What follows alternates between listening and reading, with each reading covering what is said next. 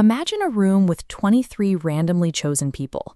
If you had to bet on whether any two of them share a birthday, how likely do you think a match actually is? Most of us intuitively guess the odds are low, perhaps 5 or 10%.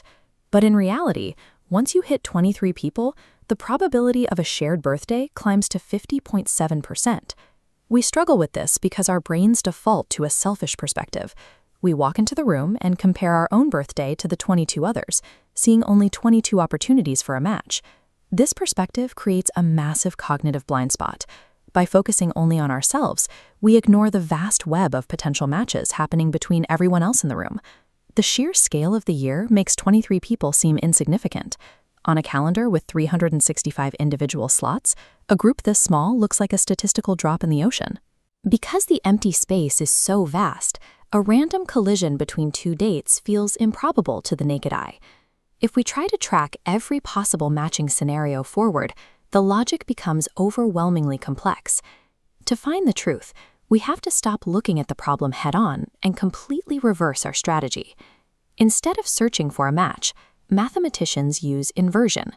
We calculate the probability that no one shares a birthday, tracking the shrinking space where a match hasn't happened yet.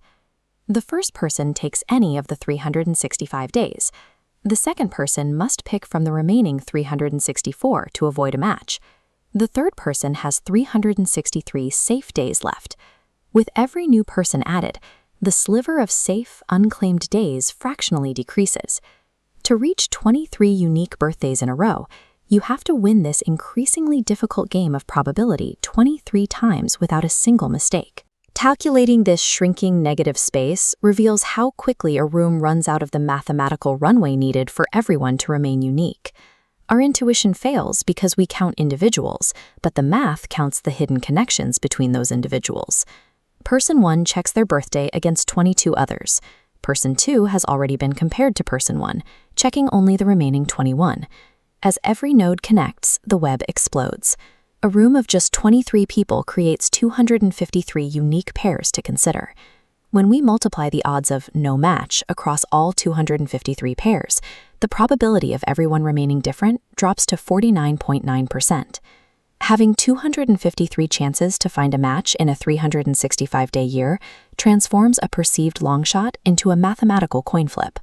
The 2014 FIFA World Cup provided a perfect real-world laboratory for this math, as every national squad consisted of exactly 23 players. In the 23-man Argentina squad, there were exactly 2 pairs of players sharing a birthday. The Switzerland squad, another group of 23, also contained 2 pairs of shared birthdays. These squad lists demonstrate that shared birthdays are an expected outcome once a group reaches 23, reflecting the invisible influence of the pair count.